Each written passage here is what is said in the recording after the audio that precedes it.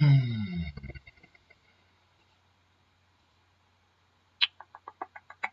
everybody. Hello everybody. Welcome back to the show. I'm Dodgy Git. This is Dodgy Git at the World Court. Yeah. Let me transition Yao over. Yeah. What do I want to do? I want to do that one. I'm clicking here. I've got the World Court up here. They're all gone to sit down after their lunches. Actually, I think they've gone for a wee. They had 10 minutes for a fag and a wee, and now they're back in. So I'm gonna flick you back over here. Look, go chuck you over there, like. Right, and then I'll lock myself off, and then I'll click there, and then I shall bring you up to speed and get some sound on for you, and then you can listen in.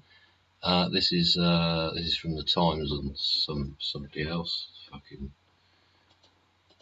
feed coming in. It'll buffer a bit because my fucking traction engine takes a while to steam along. And then we'll start getting some sound. What I'm going to do is I'm going to stop that fucking scrolling banner because it's pissing me off.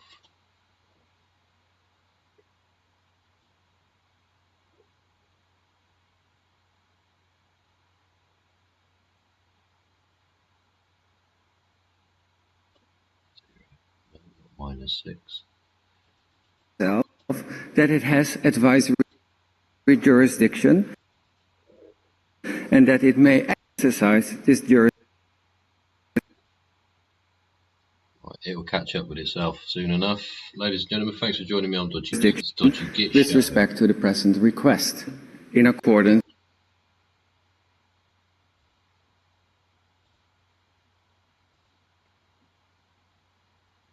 It will get there, don't you worry. There's a lot of people watching. I'm going to drop out of the picture. This is Article 65, Paragraph 1 I'll leave you to of the Statute of the and Article 2 of the Rules of Court. The Kingdom would like to emphasize that it considers that, and I quote from the advisory opinion on the construction of a wall, the object of the request before the court is to obtain from the court an opinion which the General Assembly deems of assistance to it for the proper exercise of its functions, unquote. Therefore, the request should be regarded in a much broader frame of reference than a bilateral dispute.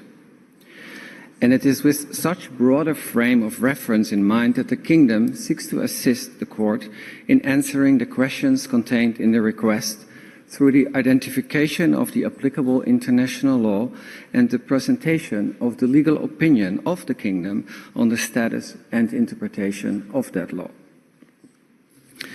Mr. President, distinguished members of the Court, the Kingdom would now like to turn to the questions posed in the present request for an advisory opinion.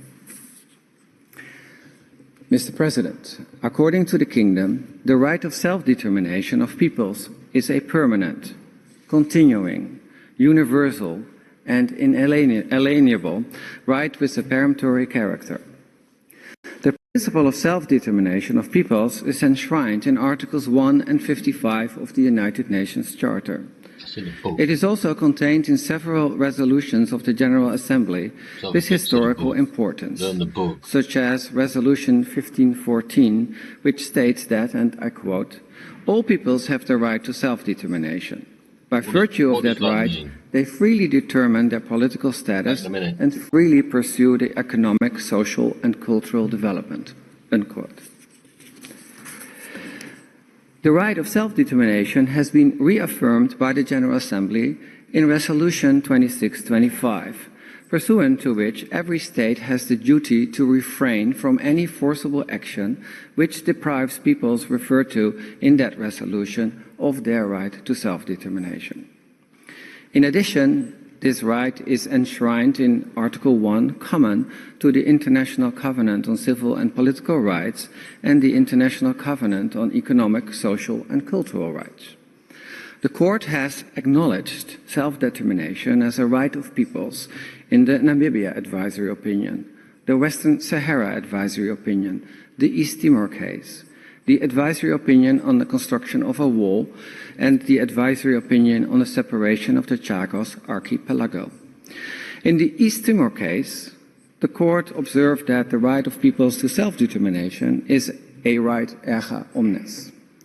The status of the right of self-determination as a right under customary international law is thus beyond reproach.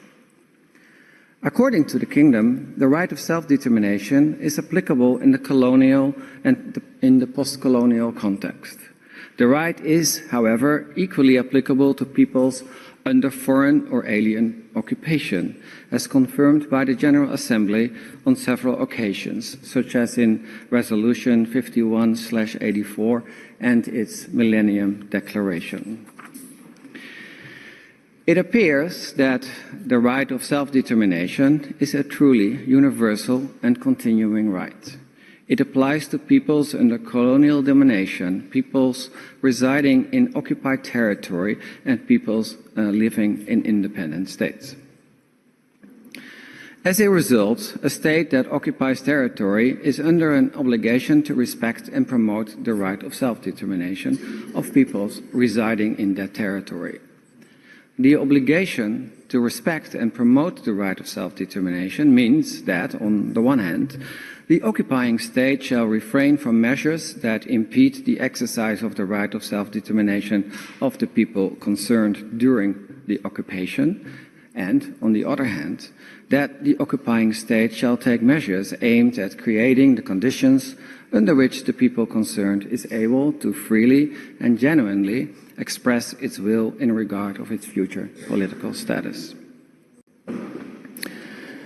As the Kingdom has observed earlier, under international law, a distinction must be made between situations in which the right of self-determination is exercised in a manner that preserves international boundaries, which can be referred to as internal self-determination, or in a manner that involves a change of international boundaries, often referred to as external self-determination. In the context of colonial domination or foreign occupation, the right of self-determination can be realized through independence, association, or integration. A prolonged occupation obstructs the implementation of the right of external self-determination of a people residing in the occupied territory concerned.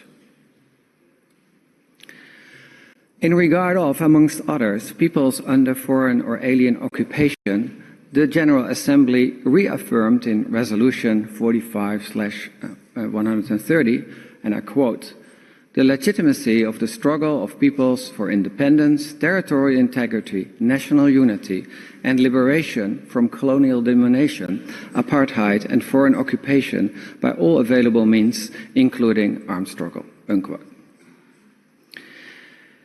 If a struggle by a people for the implementation of its right of self-determination in the context of colonial domination or foreign occupation is accompanied by the use of armed force by such people, this use of armed force must be in accordance with international law.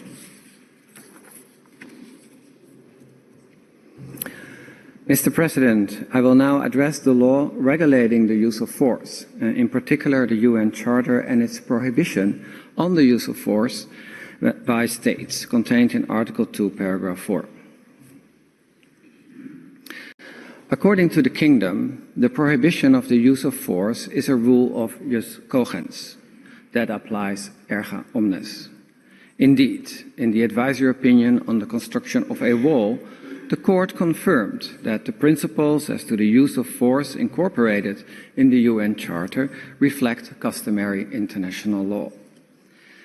In 1966, the International Law Commission noted that the law of the UN Charter concerning the prohibition of the use of force in itself constitutes a conspicuous example of a rule of international law having the character of jus cogens. Consequently, the International Law Commission included the prohibition of aggression in its list of rules of jus cogens. One of the established exceptions to the prohibition on the use of armed force is that of the inherent right of individual or collective self-defense, if an armed attack occurs against a state, as codified in Article 51 of the UN Charter. The occupation of foreign territory can be legitimate in the exercise of the right of self-defense in response to an armed attack, provided that the use of force is exercised in accordance with the conditions attached to this right. The substantive customary conditions are necessity and proportionality, in addition to the procedural condition contained in Article 51 to notify the Security Council of the actions taken in self-defense. In the advisory opinion on the legality of the threat or use of nuclear weapons, the Court noted, inter alia, that proportionality and necessity are inherent in the very concept of self-defense. So if the placement of a territory under the control of an armed force is the result of a military operation in the exercise of the right of self-defense, necessity requires an assessment of whether the occupation and the continuation thereof is necessary to repel the armed attack or that alternative courses of action are available. This inherently supposes also a temporal element of immediacy. If the right of self-defense is not exercised relatively promptly, it may imply that the exercise of the right of self-defense was unnecessary.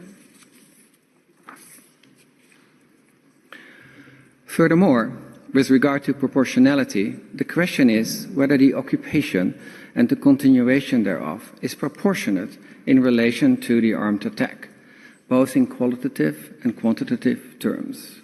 If that is not the case, the occupation may be considered to violate the prohibition of the use of force. These conditions to the exercise of the right of self-defense apply as long as there is an occurring or imminent armed attack. Also, in exercising the right of self-defense, the occupying state must fully respect international law, in particular human rights and international humanitarian law. Mr. President, it is the view of the Kingdom that the right of self-defense can also be invoked in response to an armed attack by a non-state actor. This is illustrated, for example, by the Security Council's resolutions adopted after 9/11, in which the Security Council reconfirmed the right to self-defense in response to those attacks. An occupation which fulfills the requirements of the right of self-defense may be considered as lawful under jus ad bellum. An occupation which does not fulfill or no longer fulfills these requirements may lose its legal basis and hence violate the jus cogens prohibition of the use of force.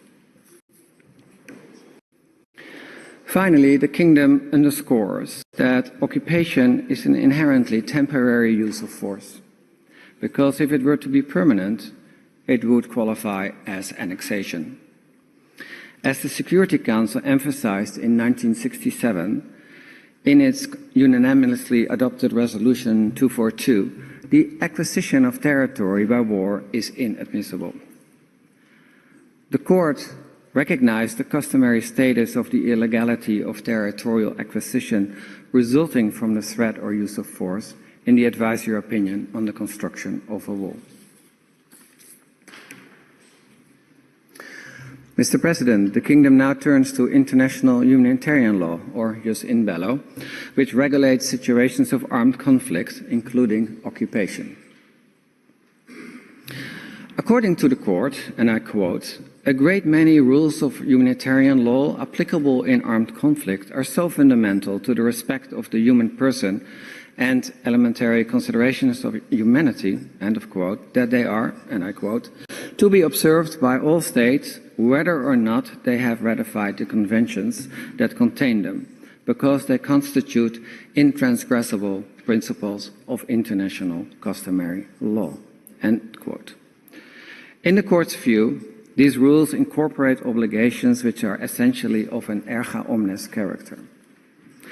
The Kingdom considers these principles, furthermore, to be a peremptory norm of general international law, and would like to refer in this respect to the conclusion of the International Law Commission to include the basic rules of international humanitarian law in its list of rules of jus cogens. The Kingdom submits that while international humanitarian law is applicable in situations of occupation, international humanitarian law does not contain rules for determining whether an occupation is lawful or unlawful as such, even if breaches of the rules are serious in nature. Rather, irrespective of its legality, international humanitarian law regulates situations of occupation once such a situation has arisen in fact. As noted by the Court, and I quote, "Under customary international law, territory is considered occupied when it is actually placed under the authority of the hostile army, and the occupation extends only to the territory where such authority has been established and can be exercised," unquote, as reflected in Article 42 of the Hague Regulations of 1907. As stated before, inherent in occupation is its temporary nature. Under the Hague Regulations, the occupying power shall be regarded only as administrator or usufructuary.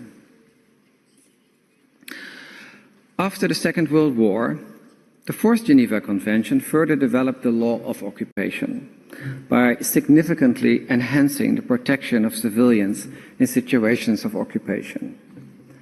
As noted by the Court, the intention of the drafters of the Fourth Geneva Convention was to protect civilians who find themselves, in whatever way, in the hands of the occupying power. Furthermore, the drafters of the Fourth Geneva Convention sought to guarantee the protection of civilians in time of war, regardless of the status of the occupied territories. Once an occupation has factually occurred, the occupying power is obliged to act in accordance with the law of occupation. The occupying power has to respect and protect the civilians in the occupied territory who are regarded as protected persons. Protected persons are, inter alia, entitled in all circumstances to respect for their persons and shall at all times be treated humanely. Private property is to be respected. At the same time, such measures of control and security may be taken by the occupying power in regard to protected persons as may be necessary as a result of the war. As noted before, no sovereignty can be established over occupied territory, and occupied territory may not be annexed. In this regard, an important provision under the law of occupation is that the occupying power shall not deport or transfer parts of its own civilian population into the territory it occupies.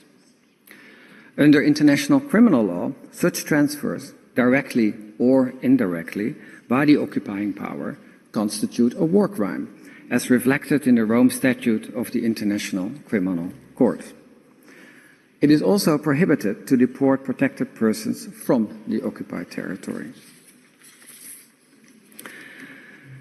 The Kingdom underscores that all high contracting parties to the Geneva Conventions are under an obligation to ensure respect for the Geneva Conventions with reference to Article 1 common to those conventions.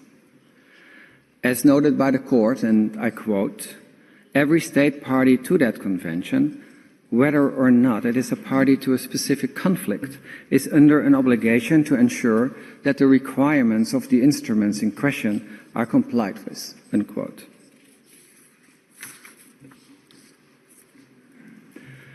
Mr. President, in relation to international human rights law, the Kingdom would first note that this body of law continues to be applicable during situations of armed conflict, including occupation.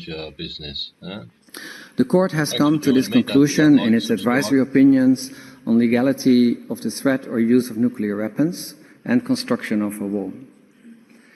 It added, in the case concerning armed activities on the territory of the Congo that, and I quote, international human rights instruments are applicable in respect of acts done by a state in the exercise of its jurisdiction outside its own territory, particularly in occupied territories, end of quote.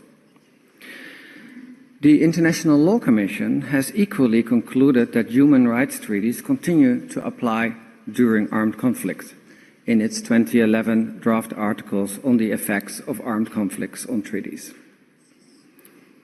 It follows that an occupying power, for the purposes of international humanitarian law, is bound to respect, protect, and fulfill the human rights of all those within the occupied territory. The obligations owed by states under rules of universally applicable customary international human rights law are of an erga omnes character. The court has confirmed this in the Barcelona traction case, considering that erga omnes obligations, and I quote, derive, for example, in contemporary international law from the principles and rules concerning the basic rights of the human person, unquote. According to the court, this includes the prohibitions of genocide, slavery, and racial discrimination, as well as the prohibition of torture. Certain rules of international human rights law can moreover be characterized as peremptory norms of international law. According to the International Law Commission, this includes the prohibition of genocide, the prohibition of torture, the prohibition of slavery, and the prohibition of racial discrimination and apartheid, as well as the right of self-determination. Mr. President, both questions before the court concern the legal consequences of ongoing violations of rules of international law. Several of these rules are, as indicated, peremptory norms of general international law. As we have stated before, all such peremptory norms are applicable erga omnes. I will now address the additional legal consequences for all states and international organizations in the event of a serious breach of such a peremptory norm. It being noted that these consequences are additional to the regular obligations arising from the commission of an internationally wrongful act. The rules on the legal consequences for states when a serious breach of a peremptory norm occurs are reflected in Articles 40, 41, and 48 of the Articles on the Responsibility of States for Internationally Wrongful Acts. The relevant provisions for states and international organizations may be found in Articles 41, 42, and 49 of the draft Articles on the Responsibility of International Organizations. According to the Kingdom, these provisions reflect customary international law. These legal consequences may be divided in two categories: substantive consequences and procedural consequences. I will only address the Articles on State Responsibility in my statement. However, it is equally applicable to the draft Articles on the Responsibility of International Organizations. Article 40 of the Articles on State Responsibility defines a serious breach as a gross or systematic failure by the responsible state to fulfill its obligation under a peremptory norm. Article 41 stipulates the particular substantive consequences of such a breach, not only for the responsible state, but for the international community as a whole, including that state. In sum, states shall cooperate to bring the serious breach to an end, shall not recognize as lawful a situation created by such breach, and shall not render aid or assistance in maintaining the situation. The Court has confirmed the binding nature of the rules reflected in Article 41 in jurisdictional immunities. The Court has on multiple occasions pronounced on the legal consequences of serious breaches of norms affecting the international community as a whole. In Barcelona Traction, the Court established that obligations owed towards the international community as a whole are the concern of all states, and that, and I quote, in view of the importance of the rights involved, all states can be held to have a legal interest in their protection, They are obligations erga omnes, end of quote. The court further confirmed these obligations in its advisory opinions on Namibia, the construction of a wall, and the separation of the Chagos archipelago. Thus, the jurisprudence of the court supports the obligations reflected in Article 41 of the Articles on State Responsibility. The court has also identified the obligation of non-recognition and the prohibition to render aid and assistance, and the obligation to cooperate to bring the consequences of the serious breach of a peremptory norm to an end. As to the specific implementation of these rules, the Kingdom observes the following. First, the obligation to cooperate to bring to an end the consequences of the serious breach of a peremptory norm will, in most cases, and particularly in cases concerning self-determination and decolonization, be implemented most effectively through the United Nations. However, should cooperation in the context of the United Nations fail to materialize, or should the United Nations be unable to take appropriate action, states are not relieved from their obligation to cooperate to bring the consequences of the breach to an end. In that case, they are obliged to seek cooperation through regional or bilateral fora. Second, the obligation not to recognize as lawful the situation brought about through the serious breach of a peremptory norm must take into account the exceptions to that rule as formulated by the court in the Namibia advisory opinion. Third, the rendering of unlawful aid and assistance contrary to the prohibition thereto does not give rise to international responsibility of the aiding or assisting state for the underlying situation or internationally wrongful act, but only for its unlawful aid or assistance. Fourth, the obligation not to render aid or assistance includes an obligation not to undermine measures, including sanctions, taken by other states in their endeavor to bring to an end the serious breach of a peremptory norm. In particular, when the state undermining those measures does so knowing that its conduct contributes to the maintenance of the unlawful situation. Finally, it is our view that a serious breach of a peremptory norm entitles states, other than the injured state, to take a countermeasure against the responsible state as a legal consequence of that breach. Such resort to countermeasures by a non-injured state must be in accordance with the customary rules on countermeasures, including the conditions of proportionality and reversibility. As a final observation, it may be recalled that the Kingdom considers that all peremptory norms are applicable erga omnes. Therefore, the procedural legal consequence of a serious breach thereof is that all states and international organizations have legal standing to invoke responsibility for such a breach. They may claim cessation of continuing internationally wrongful acts, assurances and guarantees of non-repetition, and performance of the obligation of reparation. A claim concerning reparation is restricted in the sense that it must be in the interest of the injured state or international organization or of the beneficiaries of the obligation breached. And such beneficiaries may include individuals and peoples. Mr. President, this brings me to the end of my statement. We sincerely hope that your advice will contribute to achieving peace in the Middle East. Thank you, Mr. President.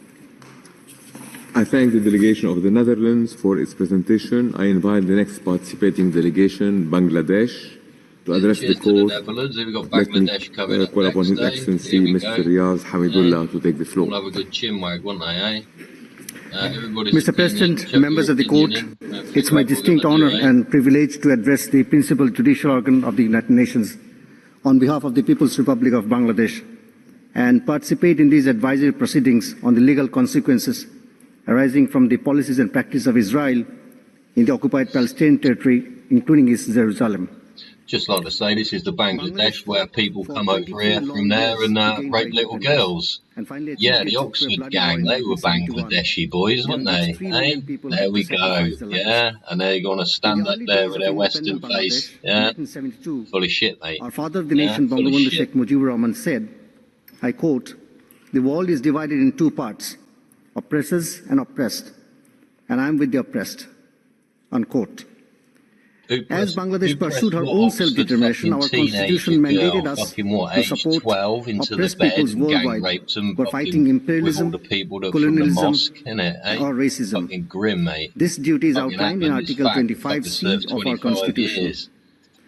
In accordance with this duty, Bangladesh is participating in these advisory proceedings to contribute to the realization of the right of the Palestinian people to self-determination. We aim to achieve this by providing this court with our perspectives on the questions asked by the UN General Assembly in the current request for an advisory opinion. Bangladesh has long reiterated the call to end Israel's occupation of Palestine and to achieve a lasting and permanent solution which entails the establishment of a sovereign and independent Palestinian state along the pre-1967 borders, with East Jerusalem as its capital. We firmly believe that the court must heed the long overdue call to holistically examine Israel's occupation and render an opinion on the legal status of the occupation as a whole. As we heard in this very hall just last month, Gaza has been described as a living hell. On 20th May 2021, even before the ongoing war, Mr. Antonio Guterres, the UN Secretary General, said, I quote, "If there is a hell on earth, it is the lives of children in Gaza," unquote. I stand before the court also in the context of the fast developing circumstances in Rafah, with grave humanitarian implications for the 1.4 million Palestinian people, nearly half of them children. The ongoing war represents one of the most shameful catastrophes in the history of the modern era. The UN agencies and other humanitarian aid organizations on the ground have warned of a humanitarian disaster engulfing the tiny enclave of 2.3 million people with shortages of food, fuel, drinking water, and medicines worsening by the day. The killing of thousands of innocent civilians, particularly children, the destruction of their homes, the occupation of their ancestral lands, and the deliberate obstruction of the access to food and water all constitute blatant violations of international law and serve as textbook examples of ethnic cleansing. Bangladesh firmly believes that an advisory opinion on the questions posed by the General Assembly would undoubtedly represent a critical and logical step towards ending the illegal occupation. The dismantling of this occupation would, in turn, address the root cause of Israel's violent subjugation of the Palestinian people. We elaborated on these matters and the underlying reasoning in our submissions before the court, Mr. President, on 24 July and 25 October last year. It is pertinent to recall that just 4 months back, the UN Special Rapporteur on the situation of human rights in the occupied Palestinian territories, Francesca Albanese, in her report, brought up several appalling facts. I would consider it apt to quote one pertinent aspect, and I would quote, "In the occupied Palestinian territory, the fundamental right to life is under threat, as indicated by the mortality rates of Palestinian children. The neonatal mortality and infant mortality rates in the occupied Palestinian territory are respective 9.3 and 12.7 per 1,000 live births, rising to 14.8 per 1,000 live births for children under 5, while in Israel they are 1.7, 2.7, and 3.4 per 1,000 live births. In addition to direct attacks on the right to life, Palestinians also endure structural violence and racial discrimination, which impedes their full development," unquote. These structural violence of the occupation and the deliberate and excessive use of force against the Palestinians are indeed not limited to the recent events in Gaza. As the Special Rapporteur, Ms. Albanese, stated in her 2023 report, I quote, "The spectre of death looms as a dominant element in the lives of Palestinian children. This reality exerts a psychosocial toll on those who manage to survive, as pointedly expressed by Oadia, a 14-year-old girl. I quote, as she said, "Fearing death does not prevent you from dying, but it prevents you from living," unquote. Thousands of Oadias keep crying in silence, deprived and disenfranchised for decades. Ending the occupation would necessarily bring an end to the violence that is exercised upon Palestinians on a daily basis. However, there is no end to the occupation in sight, nor is it likely to end through political means alone. It has become interminable. That much was all but confirmed by Israel's Prime Minister, Mr. Benjamin Netanyahu, on 18 January 2024. The court's intervention to us is therefore both timely and necessary. As I proceed with this oral statement, I wish to address whether the occupation of Palestinian territory by Israel is illegal or not. Even though the great majority of states participating in these proceedings, including Bangladesh, are firmly convinced that the occupation is illegal, we note that 2 states contend that it is not. Next, I'll state the legal consequences that, in our view, derive from the illegal status of the occupation. On Israel's illegal occupation, Mr. President, members of the court, the fundamental question posed by the UN General Assembly regarding the legality of the Israeli occupation is grounded in established international norms and legal principles. The State of Palestine, in its written statement, underscores the colonial and acquisitive nature of the occupation, emphasizing its deleterious impact on the Palestinian people. The occupation, characterized by persecution, racial discrimination, and apartheid, stands in clear violation of 3 preemptory norms of international law: the right to self-determination, the prohibition of acquiring territory by force, and the prohibition of racial discrimination and apartheid. Numerous submissions have echoed these sentiments, highlighting the temporary nature of belligerent occupation as mandated by international law. The annexation of occupied territory and the settlement of the occupying power's nationals in the occupied area are explicitly prohibited, constituting illegal acquisition of territory under the UN Charter and relevant UN resolutions. Israel's prolonged occupation, coupled with its policies of colonization and annexation, underscores its illegality under international law. These actions not only contravene the UN Charter, but also violate general international law, including the preemptory norm prohibiting the acquisition of territory by force. Furthermore, arguments put forth by states and international organizations reject any justification for Israel's occupation on grounds of self-defense. The occupation violates fundamental principles of international law, including the right to self-determination and the prohibition of acquiring territory by force. The advisory opinion on Wall, which concluded that Israel cannot rely on self-defense to justify its actions, reinforces the notion that the occupation cannot be justified under international law. While the countries supporting Israel in these advisory proceedings have primarily focused on jurisdictional questions, a few states have addressed the merits of the occupation. One contends that an occupation can never be unlawful, regardless of violations of international humanitarian law. However, this argument stands in contravention of established legal principles and has been widely found to be incorrect.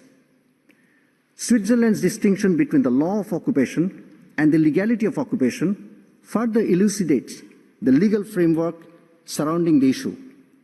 An occupation that involves annexation or de facto control of the occupied territory constitutes an illegal acquisition of territory by force as prohibited under international law. Ultimately, Israel's occupation, characterized by its acquisitive, colonial, and annexationist nature, represents a clear violation of international law. It serves as a means for the illegal acquisition of territory and must be brought to an immediate and unconditional end. I may also recall the UN Security Council Resolution 2334 of 23 December 2016, which reaffirmed the obligations of Israel, the occupying power, to abide scrupulously by its legal obligations and responsibilities under the 4th Geneva Convention in regard to the protection of civilian persons in time of war. That Security Council resolution also condemned all measures aimed at altering the demographic composition, character, and status of the Palestinian territory occupied since 1967, including East Jerusalem, including, inter alia, the construction and expansion of settlements, transfer of Israeli settlers, confiscation of land, demolition of homes, and displacement of Palestinian civilians in violation of international humanitarian law and relevant resolutions. Israel has flagrantly violated this and all other Security Council resolutions, and it continues to do so in furtherance of permanently maintaining its illegal occupation of Palestinian territory. At a more granular level, may I refer to the approaches of assessing legality advanced by the former UN Special Rapporteur, Michael Link, in his 2017 report to the UN General Assembly, and the current Special Rapporteur, Francisca Albanese, in her 2022 report. These are apposite and relevant to the Court's task in this case. The two approaches overlap and interrelate, but ultimately provide two pathways for determining the legal status of the occupation. I may humbly request the Court to consider the Link report, where he proposed a 4-part test for determining the legality or illegality of an occupation. The Special Rapporteur's approach also fits within the parameters of the Court's advisory opinion on the legal consequences for states of the continued presence of South Africa in Namibia. That opinion arose out of Security Council resolution declaring South Africa's continued presence in Namibia illegal. If South Africa's mandate could be found to be illegal due to its violation of the applicable international legal principles, so too can Israel's occupation by reason of its violation of the same principles. Therefore, applying one or both of these frameworks, which Bangladesh endorsed for the reasons stated in our written submissions, we respectfully submit that Israel's occupation is undoubtedly illegal.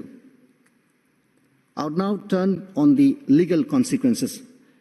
Mr. President and members of the Court, there is a broad consensus that Israel, through its denial of the Palestinian people's right to self-determination, has violated preemptory norms of international law. These violations include persecution, racial discrimination, and apartheid against Palestinians, as well as the occupation, colonization, and annexation of Palestinian land.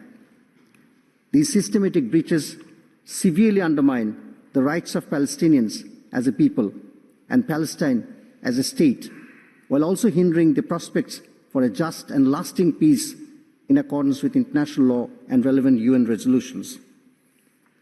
Consequently, international law mandates the complete, unconditional, and immediate cessation of these internationally wrongful acts.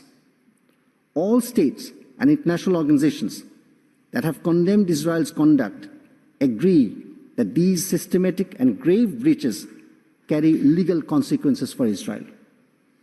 As the responsible state, other states, and the United Nations and other intergovernmental organizations.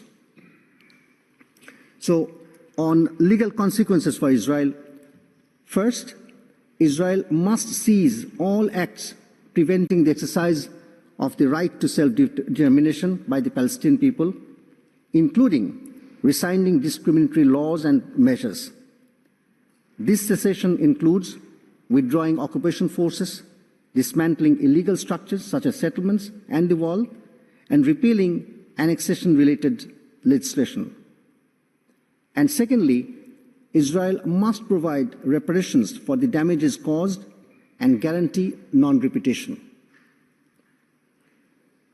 On the legal consequences of all other states, first, all states must ensure the immediate cessation of any impediment to the exercise of the Palestinian people's right to self-determination and uphold the prohibition of acquiring territory by force and racial discrimination and apartheid. And secondly, states must not recognize the illegal situation resulting from Israel's wrongful acts, including in Jerusalem, and must not provide aid or assistance to maintain this situation. Cooperation is essential to ensure Israel's compliance with international law and humanitarian standards. On legal consequences for the United Nations, first, the UN General Assembly and the Security Council should consider further action to immediately end the Israeli occupation and remove obstacles to Palestinians' rights, including self-determination.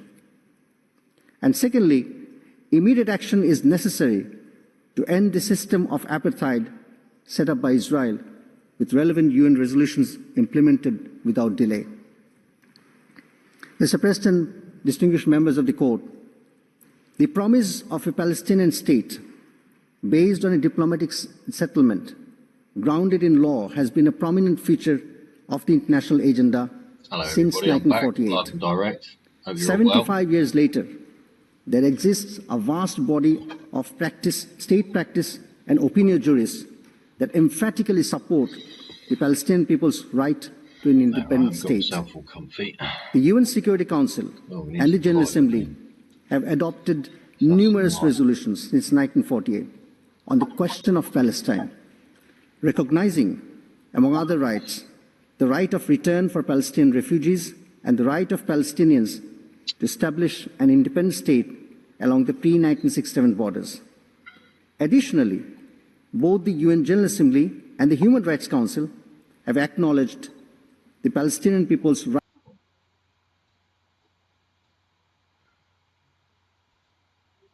Oh, buffer. Right, anyway, I'm going to, you get the idea there, right? Ladies and gentlemen, I'm back in the room, to self-determination. Yeah, they're going to all... Importantly, in 2004... basically come out with the same old fucking trudgery, right? They're going to come out with the basic fucking same old fucking stuff. So what we're going to do, like I said we were going to do, is at 4 o'clock we're going to go and support old Julian again, eh? Julian Assange, yeah? We'll go over to his, I think it's his missus channel, isn't it? What do we want? We want live, don't we? Eh? I'm just going through, get us a feed. Let's go through, get us a live feed of the Julian Assange thing. I'll go to Stella's page. She's got 310 watching at the moment. She's live there at the High Court in London. I've got to do a bit of editing now, and I've got to fuck about with this. Hang on, where am I? I've got to do that. I don't think it'll load. Oh yeah, there we go. My old traction engine's fucking lagging again today. There's fucking more bugs in the system.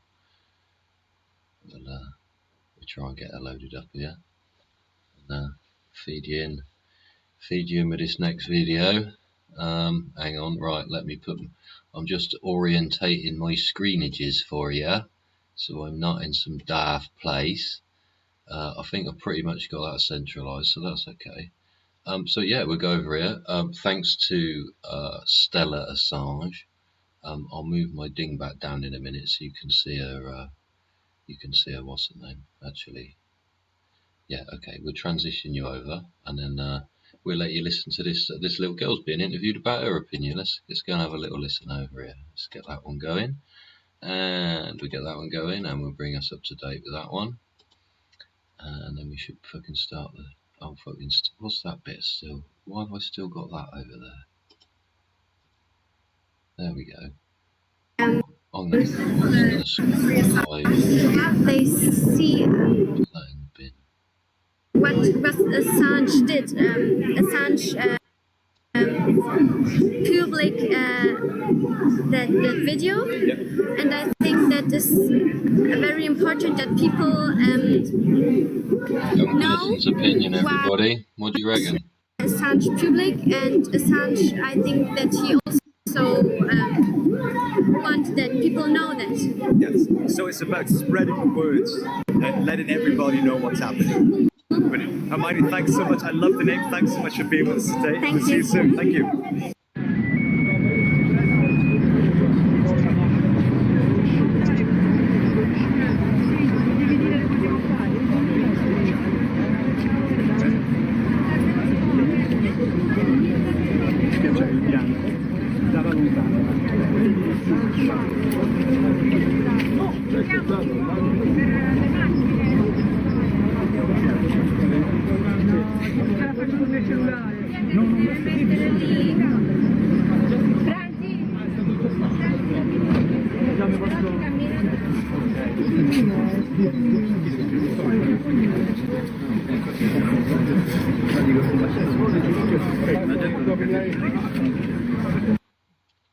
Those First Amendment rights are. Here we go. We got this chat back again. What are we gonna do? I think in like so many basic rights there, within the United States are largely a fiction at this point, even for Americans. I mean, for instance, so they're going to go round and round that. They've had this chap on all fucking day long. They're obviously fucking infilling time. But yeah, go over there. You see all the crap on the screen. Go and follow all that stuff. Yeah, go to the .coms and the .orgs and the sign-ups here, and share it on there, and share it on here. Yeah. And don't know if my fucking scrolling banner's actually fucking functioning correctly. But hey, it's there, isn't it? Hey, what a bit of a fucking giggle.